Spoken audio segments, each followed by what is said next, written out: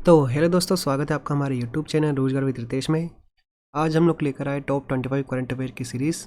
ये current affair आपको daily provide करवाए जाएंगे, जो आने वाले जो भी एग्ज़ाम है उसके लिए बहुत इंपॉर्टेंट होंगे।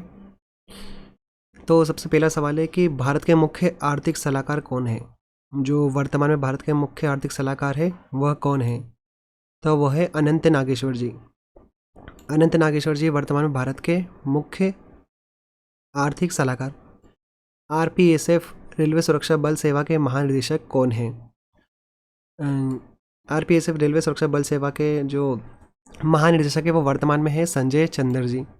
संजय चंद्र जी हैं। और अगर आरपीएफ की स्थापना की बात की जाए तो आरपीएफ की स्थापना की थी 1882 में। आरपीएफ था उस टाइम इसका नाम, आरपीएफ। लेकिन हाल ही में इसका नाम चेंज करके क्या कर दिया गया? आरपीएसएफ कर दिया गया है। तो इसकी स्थापना की बात करी गई तो 1882 में की गई थी और वर्तमान में जिसके महानिदेशक है वह है संजय चंद्र जी। सेबी का अध्यक्ष किसे नियुक्त किया गया है? तो देखिए, सेबी का वर्तमान में जो अध्यक्ष है वो है माधवीपुरी बुच। माधवीपुरी बुच जी है वर्तमान में सेबी का अध्यक्ष। अगर सेबी की स्थापना की बात की जाए तो 1988 में की गई थी सेबी की स्थापना। लेकिन अगर इसे वैधानिक मान्यता जो प्रदान की गई थी, मतलब ये अपने कार्य सरकार के अधीन कर सकता है, तो इसे वैधानिक मान्यता प्रदान की गई थी 1992 में। 1992 में क्या किया गया था? सेबी को वैधानिक मान्यता प्रदान कर दी गई थी। देखिए, डेविड ट्रिबल का हाल ही में निधन हो गया, वह कौन थे? तो हमें बताना कि डेविड ट्रिबल कौन थे। तो ये एक शांति नोबेल पुरस्कार विजेता थे। इन्हें पुरस्कार प्रदान किया गया था 1998 में। और ये कहाँ से संबंधित थे? अमेरिका से। डेविड ट्रिबल जी का संबंध कहाँ से था? अमेरिका से। अगला सवाल है, देश का सबसे बड़ा रबर डैम कहाँ खोला गया है? देखिए, जो देश का सबसे बड़ा रबर डैम है वो खोला गया है गया बिहार में। गया बिहार में खोला गया है सबसे बड़ा रबर डैम। बिहार की अगर राजधानी की बात करें तो वो है पटना। पटना। तो जो सबसे बड़ा रबर डैम खोला गया है वो खोला गया है बिहार में। अब अगला देखते हैं, स्केल ऐप का धर्मेंद्र प्रधान ने अनावरण किया, यह किससे संबंधित है? देखिए, मैंने आपको जो ट्रिकी केंद्रीय मंत्रिमंडल पढ़ाए थे उसमें आपको बताया था कि धर्मेंद्र प्रधान प्रधान अध्यापक काय में होते हैं? शिक्षा में। तो धर्मेंद्र प्रधान सबसे पहले तो ये है शिक्षा मंत्री हैं। और इन्होंने स्केल ऐप का अनावरण किया है किस संबंधित? जो लोग चमड़ा उद्योग से संबंधित है उनके लिए है ये ऐप। जो लोग चमड़ा उद्योग से संबंधित है उनके लिए है ये ऐप। कौन सी? Scale app. अगला देखेंगे, काकाडू युद्ध अभ्यास भारत और किस देश के बीच में हुआ? जो 2022 में युद्ध अभ्यास है, 2022 में जो काकाडू युद्ध अभ्यास है वह भारत और किस देश के बीच में हुआ? तो देखिए, युद्ध अभ्यास जो भी होते हैं उसकी हम एक पर्टिकुलर अलग ट्रिक बना देंगे, मतलब ओवरऑल जिस भी देशों से होते हैं, या फिर ये आपको याद रखना चाहिए एक नौसेना अभ्यास है। जैसे सभी अभ्यास होते हैं वायुसेना और दूसरे, तो ये काय से संबंधित? नौसेना से, मतलब जल सेना से संबंधित है ये नौसेना। नौसेना अभ्यास ये। और ये काकाडू अभ्यास हुआ था भारत और ऑस्ट्रेलिया के बीच। अगर ऑस्ट्रेलिया की राजधानी की बात करें तो वो है कैनबरा। कैनबरा है ऑस्ट्रेलिया की राजधानी। और एक काकाडू युद्ध अभ्यास भी इसी के साथ हुआ है भारत और इस देश के बीच। बुर्जिंग होल्डिंग्स का ब्रांड एम्बेसडर किसे नियुक्त किया गया है? देखिए, सबसे पहले तो मैं आपको बताया था जो बुर्जिंग होल्डिंग्स है ये यूएई की एक एडवर्टाइज की संस्था है, जो विज्ञापन करती है वो संस्था है। और इन्होंने हाल ही में अपना ब्रांड एम्बेसडर बनाया है शाहरुख खान जी को। शाहरुख खान जी को बनाया इन्होंने अपना ब्रांड एम्बेसडर। ठीक है। नीति आयोग के सीईओ कौन है? सबसे पहले तो नीति आयोग की अगर स्थापना की बात की जाए तो इसकी स्थापना की गई 2015 में। नरेंद्र मोदी ने लाल किले में जो उनका कार्यक्रम था उसमें कहा था कि अब से योजना आयोग को किस नाम से जाना जाएगा? 2015 से नीति आयोग के नाम से जाना जाएगा। इसके अगर वर्तमान में और प्रथम अध्यक्ष की बात की जाए तो वो प्रधानमंत्री ही होते हैं। तो प्रारंभ से लेकर अभी तक जो नरेंद्र मोदी जी है वही इसके अध्यक्ष है। और अगर उपाध्यक्ष की बात की जाए तो मैं आपको करवा चुका हूँ, सुमन बेरी जी हैं इसके उपाध्यक्ष। सुमन बेरी है इनके उपाध्यक्ष। और अगर सीईओ की बात की जाए तो देखिए, पहले तो इसके सीईओ सिंधुश्री खुल्लर जी ही थे, लेकिन हाल ही में इन्होंने पद से इस्तीफा दे दिया। इसके बाद जो नए सीईओ बने हैं वो है परमेश्वरन अय्यर। परमेश्वरन अय्यर।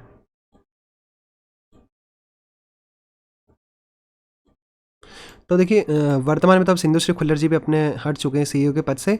तो वो वर्तमान में अध्यक्ष है परमेश्वरन अय्यर। स्थापना 2015 में की गई थी। नरेंद्र मोदी इसके प्रथम अध्यक्ष और आज तक भी अध्यक्ष वही हैं।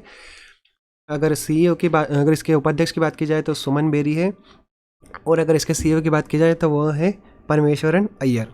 तो यहाँ पे सिंधु श्री खुल्लर पुराने थे तो इन्हें हटा दिया गया। अब अगला देखते हैं 32वां नाटो शिखर सम्मेलन 2022 कहाँ आयोजित किया गया था। हो चुका है ये इवेंट। तो जो 32वां नाटो शिखर सम्मेलन 2022 है, ये मैड्रिड स्पेन में आयोजित किया गया था। मैड्रिड स्पेन में आयोजित किया गया था 32वां नाटो शिखर सम्मेलन। अगर नाटो के मुख्यालय की बात की जाए तो वो है ब्रुसेल्स बेल्जियम में। ब्रुसेल्स बेल्जियम में इसका मुख्यालय। अब अगला सवाल है राज्य ऊर्जा और जलवायु सूचकांक में प्रथम स्थान कौन सा राज्य रहा। देखिए प्रथम स्थान पूछा है इन्होंने, राज्य रहा मतलब बड़े राज्यों में। बड़े राज्यों में प्रथम स्थान पर रहा है गुजरात। बड़े राज्यों में प्रथम स्थान पर रहा है गुजरात। अगर यहाँ के सीएम की बात की जाए, गुजरात की राजधानी आपको पता होगा गांधीनगर है। गांधीनगर। सीएम की बात की जाए तो वह है भूपेंद्र भाई पटेल। भूपेंद्र भाई पटेल जी यहाँ के सीएम। और अगर यहाँ के गवर्नर की बात की जाए, मतलब राज्यपाल की बात की जाए, तो वह है आचार्य देवव्रत। आचार्य देवव्रत जी यहाँ के गवर्नर, और सीएम है भूपेंद्र भाई पटेल। और अगर गुजरात की राजधानी की बात की जाए गांधीनगर में, और सबसे बड़ी जो मूर्ति बनी है स्टैचू ऑफ यूनिटी, वो भी वहीं पर ही है गांधीनगर में के पास, केवड़िया ग्राम, नर्मदा नदी के किनारे। कौन सा ग्राम? केवड़िया ग्राम, नर्मदा नदी के किनारे। अब अगला देखेंगे ऑपरेशन नाकॉन्स किसने प्रारंभ किया है। जो ऑपरेशन नाकॉन्स से इन्होंने अभी आरपीएसएफ ने जो अभी चालू किया है वो किससे संबंधित है। तो ये संबंधित है आरपीएसएफ से। मतलब सबसे पहले तो ये है कि इसकी शुरुआत की आरपीएसएफ ने, और ये क्यों किया गया है, ताकि नशीले पदार्थ की तस्करी को रोका जा सके, उसे एक स्थान से दूसरे स्थान जाने पर रोक लगाई जा सके। और इसकी स्थापना की बात की जाए तो की गई थी 1882 में। 1882 में की गई थी स्थापना।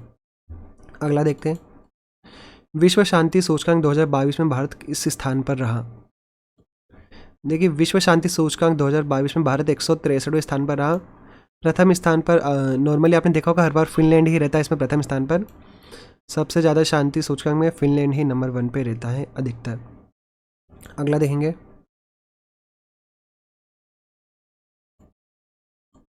नए बजट के अनुसार लॉन्ग टर्म कैपिटल से प्राप्त होने वाली आय पर कितना टैक्स लगेगा। देखिए जो भी आय हम लोग डिपॉजिट करते हैं उस पर जो भी हमें लॉन्ग टर्म में ब्याज प्राप्त होता है, इंटरेस्ट प्राप्त होता है, उस इंटरेस्ट पे अब लगभग 15% सरकार टैक्स के रूप में लेगी हमसे। सरकार कितना टैक्स लेगी लॉन्ग टर्म कैपिटल्स पे? 15%। देखिए अगर आपको जो भी हम करवाते हैं, करंट करवाते हैं, तो इसका पीडीएफ आपको हमारे डिस्क्रिप्शन में और हमारे टेलीग्राम ग्रुप पे मिल जाएगा।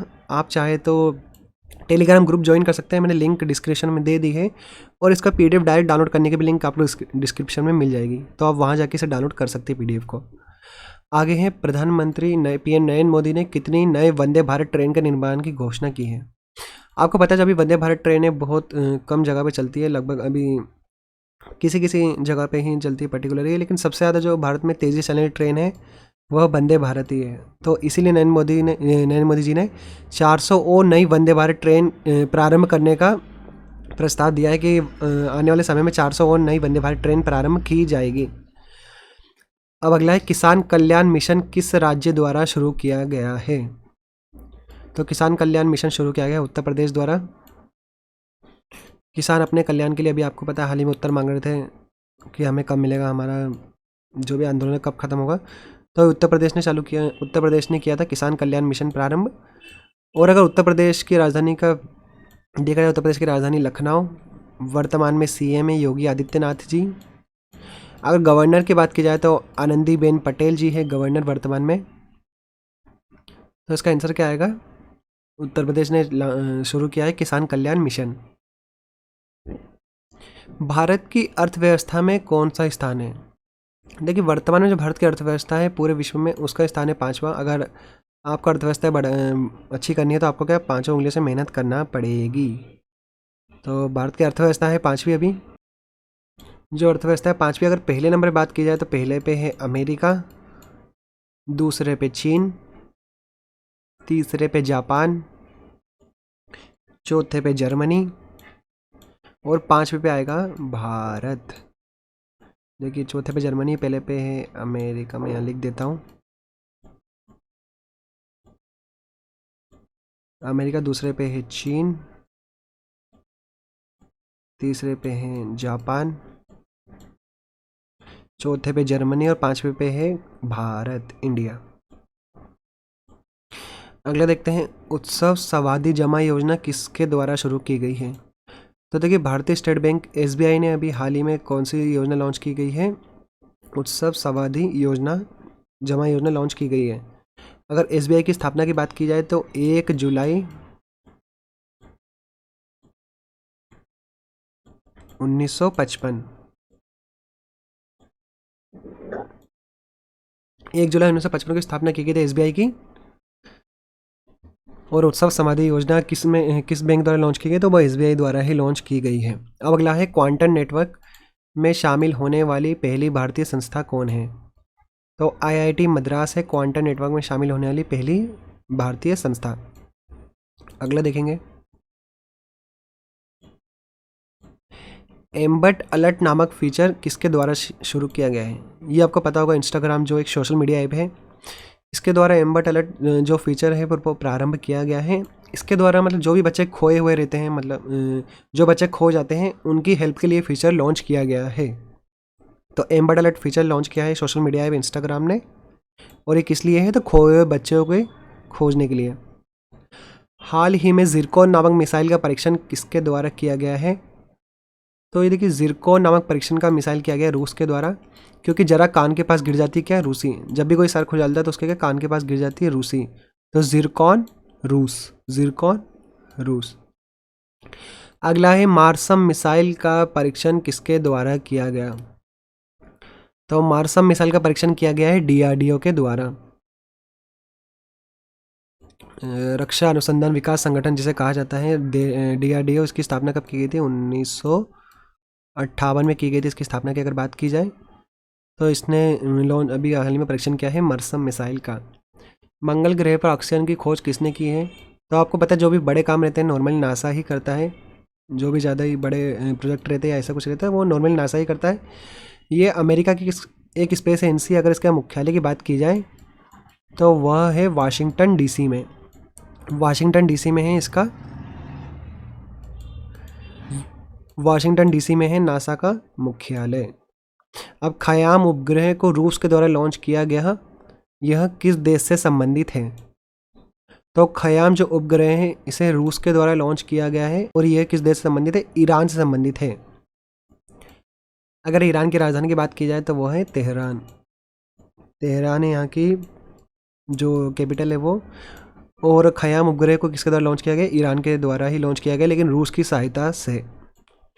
अब देखिए लास्ट सवाल है आज का 25 टॉप 25 करंट अफेयर का लास्ट क्वेश्चन है कि देश का सर्वश्रेष्ठ चिड़ियाघर का खिताब किसे मिला है? तो देखिए जो दार्जिलिंग चिड़ियाघर है जो पश्चिम बंगाल में है, इसे देश के सर्वश्रेष्ठ चिड़ियाघर का खिताब मिला है। तो दोस्तों उम्मीद है आपको वीडियो पसंद आई होगी। अगर आपको इसका पीडीएफ चाहिए तो हमने डिस्क्रिप्शन में लिंक दे दिया है और हमारे टेलीग्राम ग्रुप पे भी इसे अपलोड कर दिया जाएगा, तो आप वहाँ जाके इसका पीडीएफ डाउनलोड कर सकते हैं। और उम्मीद है आपको वीडियो पसंद आएगी। प्लीज़ वीडियो को लाइक, शेयर और चैनल को सब्सक्राइब कीजिएगा। धन्यवाद।